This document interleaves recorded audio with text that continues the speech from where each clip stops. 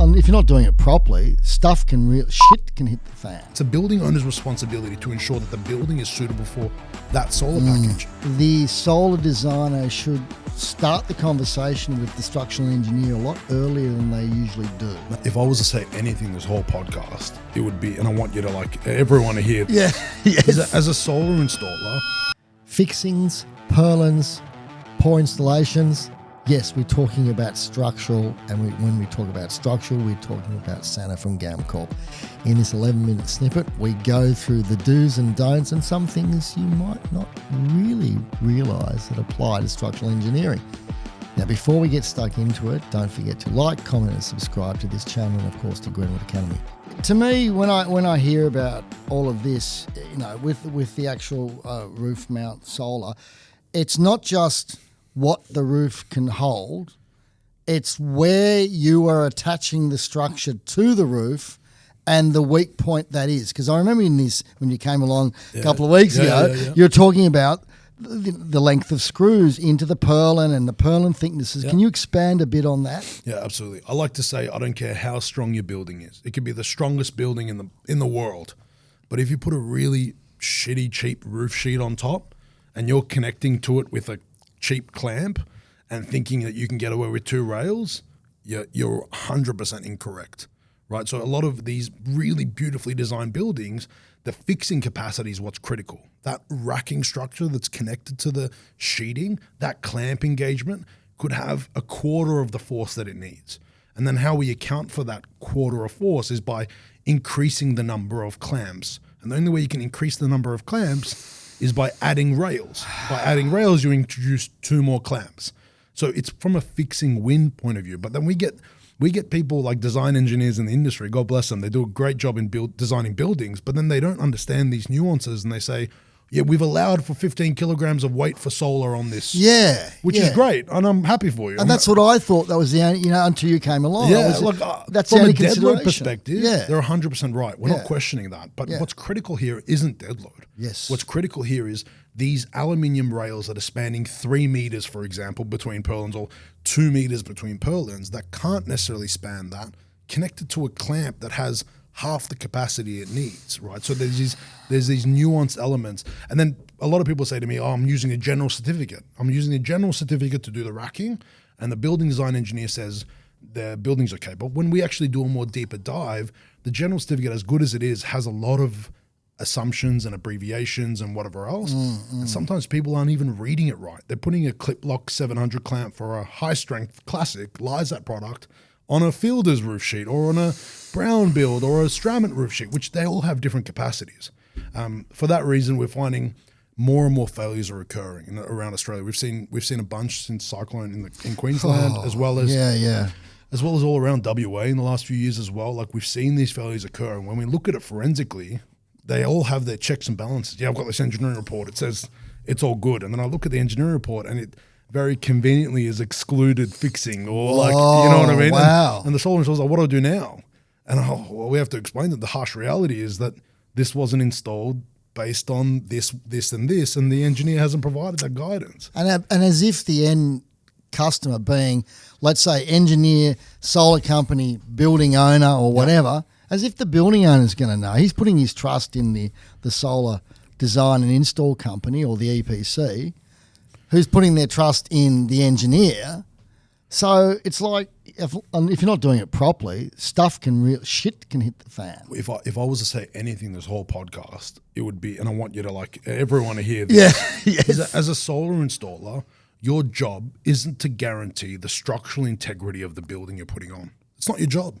Your job is to make sure that the solar you're putting on the roof won't adversely affect the building. And you get that result, not by your own experience on how good it bounces or whatever else. Yep. You get an engineer involved. Push that liability to someone who can check the roof structure, check the fixing capacity, check the array frame component, and make sure that's ticked so that you're not liable.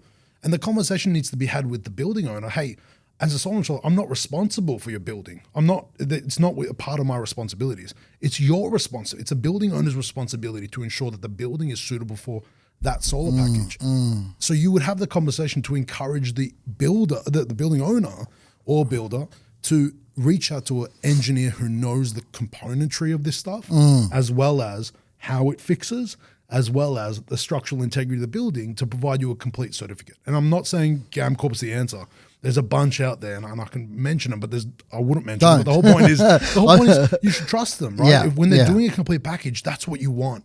And if they tell you to put an extra rail down, it's for good reason. It's not because like the last thing we want as engineers is to over design. It's not what we do. We want to make sure that you can put it on and make the most amount of money so that we can make money with you and we can all succeed together.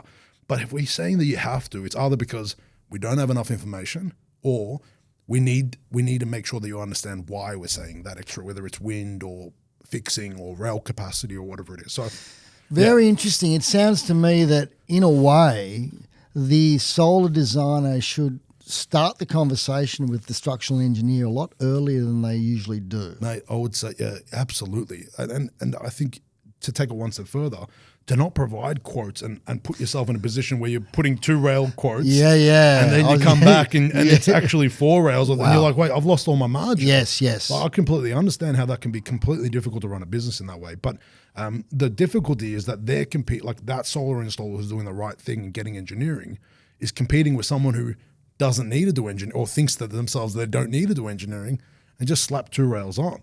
So the problem isn't even the solar installer. The problem is the standards. The problem is the lack of oversight on a megawatt installation on a roof and whatever else. They don't need any checks. They're just like, yeah, I've done my electrical checks.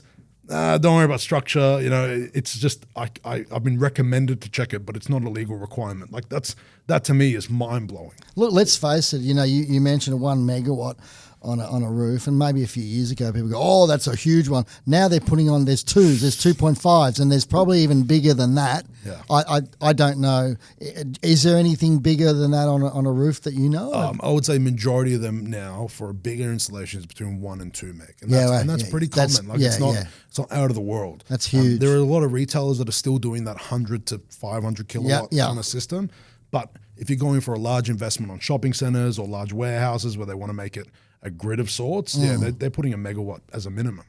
So now, see, if you look at residential and early commercial, they were running the rail parallel with the purlin. Yep. And now, in a lot of cases, you're putting the panels in a landscape and running the rail parallel to the roof sheet. Yeah, perpendicular to the purlins. Yes, perpendicular to the purlins. Yeah.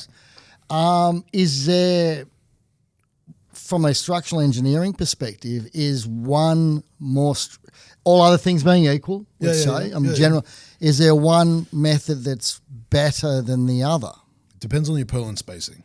Yes. Let's assume it's a good purlin spacing to take into consideration the length of the 2 metre plus panel and the 25% where the rails come in. It's a 2 rail situation. My personal recommendation, and I should have said this from the very start.